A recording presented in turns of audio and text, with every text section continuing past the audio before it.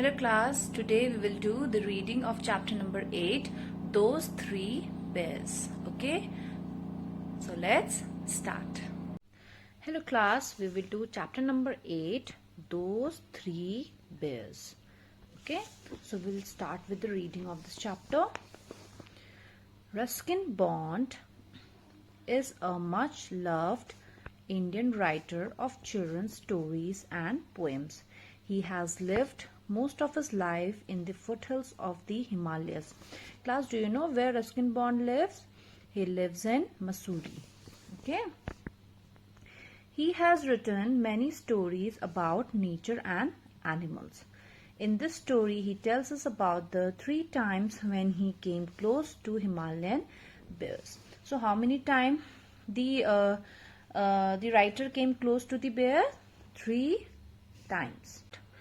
Most Himalayan villages lie in the valleys where there are small streams, some farmland, and protection from the biting winds that come through the mountain passes in winter. So most of the Himalayan village, where they are built near the small streams, the river, small river where you can get fresh water. Okay, and some farmland where you can grow crops. And it is built in an area where you can get protected from the biting winds, means the chilly winds or the cold winds that feels like it is biting. Okay, the houses are usually made of large stones and have sloping roofs, so the heavy monsoon rain can run off easily. So the houses are built up of large stones and sloping roof like this. This is your sloping roof. Okay. Why the sloping roof are made like this? So that the water can fall off easily. Okay. During the sunny autumn months, the roofs are covered with pumpkins left there to ripen in the sun. So during sunny autumn months, what happened? They keep pumpkins on their roof. Why? To ripen them. Okay. One October month, when I was sleeping at a friend's house in a village in these hills, I was awakened by a rumbling and thumping on the roof. I woke my friend and asked him what was happening. "It's only a bear," he said. So what happened in the month of October when he was at his friend's house and he was sleeping, what he heard a rumbling and thumping sound on the roof. And who was making that sound? It was a bear. Is it trying to get in? No, it's after the pumpkins. So Ruskin Bond, he asked his friend that is the bear trying to get in the house? And what did he reply? What did his friend reply? He replied that no, it was after the pumpkin. A little later, when we looked out of the window, we saw a black bear making off through a field, leaving a trail of half-eaten pumpkins. So when they looked out of the window, the bear had eaten the pumpkins. Okay, and they were leaving the trail, means a path. Okay, a path scattered with half-eaten pumpkin. You can see the word meaning over here, class. You can see in the picture, the bear has eaten many pumpkins. Okay. Now, in winter, when snow covers the higher ranges, the Himalayan bears come down to the lower areas in search of food. So, during winter season, who comes down? Himalayan bear. Okay. Why do they come down? They come down in search of food. Why? Because when the higher mountain ranges are covered with snow, they could hardly find any food over there. Sometimes they forage in fields, and because they are short-sighted and suspicious of anything that moves, they can be dangerous. So what happens? They sometimes look for the food in the fields, and they are also short-sighted. Short-sighted means they can only see the things which are close to them or which are near to them. They cannot see the things which are far. Okay. And suspicious means they do not trust anyone easily. So that is why they can be harmful or dangerous. But like most wild animals, they avoid human as much as possible. You know, class, most of the wild animals, they do not like human interaction. Okay, so similarly, bear also, they do not like human interaction and they avoid them. Now next, village folk always advise me to run downhill if chased by a bear. They say bears find it easier to run uphill than down. So whenever chased by a bear, whenever any bear is after you, what you're going to do? You're going to run downhill and not uphill. Okay. I am yet to be chased by a bear. So the writer is saying that he is yet to be chased by a bear and will happily skip the experience. But I have seen a few of these mountain bears in India and they are always fascinating to watch. So he has seen many bear like these in India and they are very interesting to watch. Okay. Himalayan bears enjoy pumpkins, corn, plums and apricots. Once while I was sitting in an oak tree hoping to see a pair of pine martens. Here you can see the picture of pine marten. This animal is pine marten. Okay. So what all thing Himalayan bears enjoy eating? They enjoy eating pumpkin, corn, plums and apricots. And one day while the writer was sitting on the oak tree, he was hoping to see a pair of pine martens. Okay. I heard the whining grumble of a bear and presently a small bear walked into the clearing beneath the tree. And what happened? Instead of pine martens, what he saw a bear, okay, which was grumbling. And he was walking under the tree. He was a little more than a cub and I was not afraid. I sat very still waiting to see what he would do. Bear was not a cub, okay, but it was a young bear. And the writer was not afraid and he was sitting still and waiting to see what that bear is gonna do. He put his nose to the ground and sniffed his way until he came to a large ant hill. So he came close to an ant hill and he started sniffing, means smelling. Okay. Here he began huffing and puffing. So huffing and puffing is the sound made by the bear while sniffing, blowing rapidly in and out of his nostrils so that the dust from the ant hill flew in all the directions. But the ant hill was deserted and so, grumbling, the bear made his way up a nearby plum tree. Soon he perched high in the branches. It was then that he saw me. So the bear was huffing and puffing and he made the dust flew in all the direction. And then after some time he started climbing the plum tree. And when he climbed up the plum tree and he sat on the branches, at that time he saw who? He saw the writer. The bear at once scrambled several feet higher up the tree and lay flat on a branch. Since it wasn't a very big branch, there was a lot of bears showing on either side.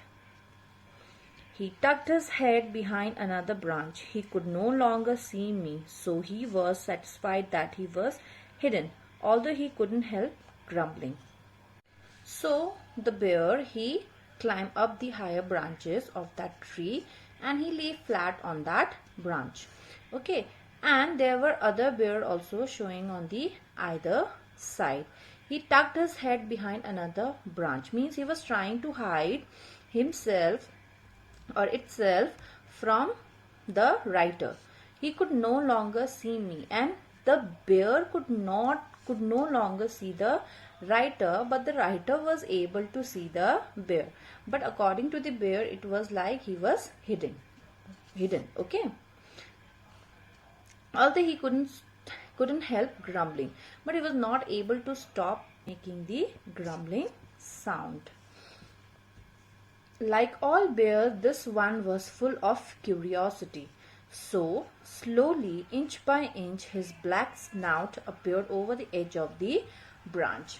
So, this bear, okay, this young bear, he was full of curiosity. Means he wanted to know more what is happening around. Bear was trying to see the writer from the edge of the branch, and he tried to hide his face again.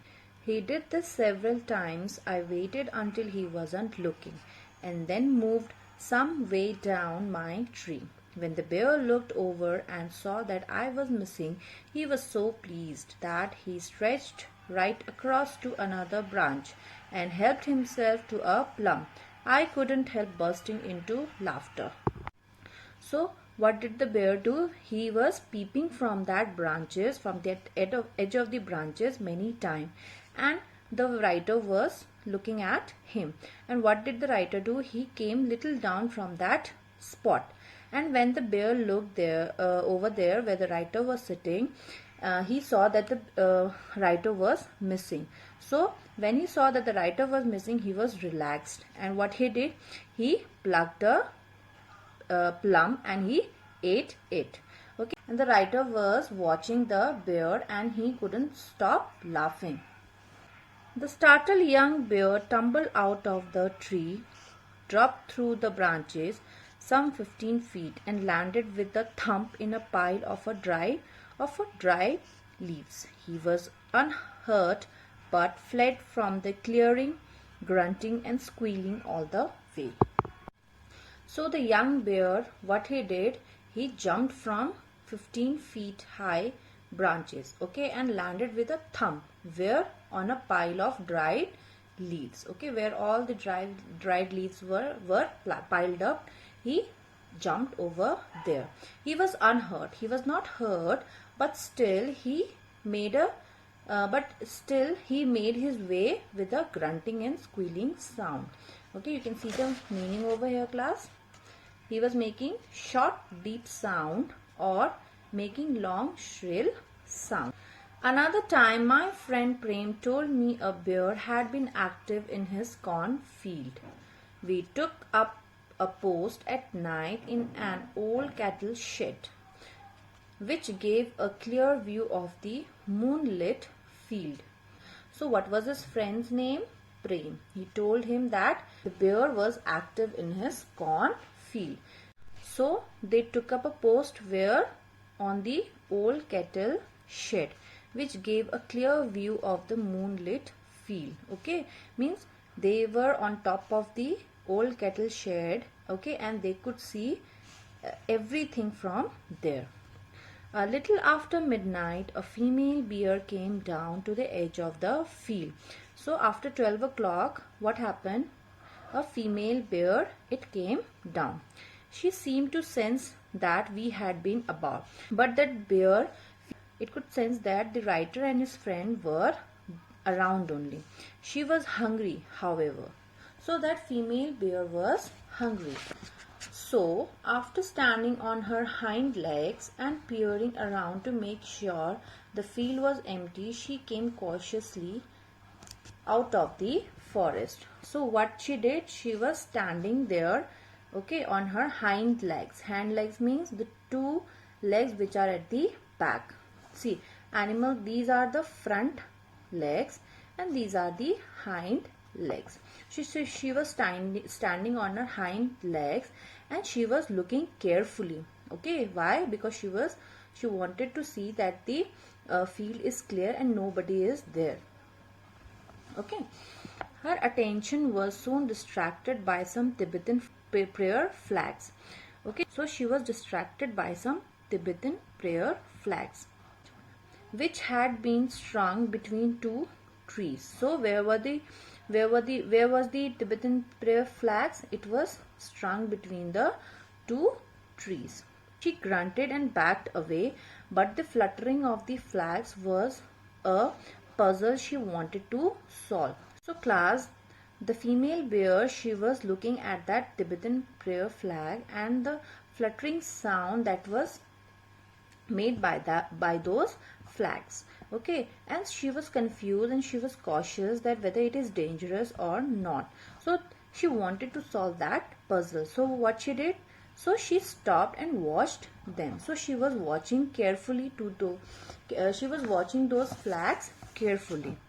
Soon the bear advanced to within a few feet of the flags, examining them from various angles, and she was looking at those Tibetan prayer flags carefully. Okay. Then seeing that they posed no danger, she went right up to the flags and pulled them down and moved into the field of corn. And after watching them for a long time, the bear, she came to know that those flags are of no danger to her. So she climbed the tree and she reached the flags and pulled them down and moved into the field of corn, and then she headed to the field of corn. Prem had decided that he didn't want to lose any more of his crop, so he started shouting. So Prem, what he did, that cornfield, he doesn't want it to get destroyed. So what he did, he started shouting. Why? To make that bear go away. His children woke up and soon came running from their house, banging on empty kerosene tins. So what happened after that? His children, who's Prem's children, they woke up and they started banging the kerosene tins. Deprived of her dinner, the bear made off in a bad temper. So when the female bear, she was not able to eat the crops, okay, in the cornfield, what she did, she ran away in a bad temper. She was very angry. She ran downhill at a good speed, and I was glad that I was not in her way. And the writer, he saw that the bear, she ran in a good speed. Okay, where and in which direction? In downhill. Okay, so she ran downhill at a good speed, and the writer was glad, he was happy that he was not in her way. Uphill or downhill, any angry bear is best given a very wide path. So class, after looking at that female bear, the writer realized that whether it is uphill or it is downhill, if the bear is angry, we should always give them a wide path. Okay.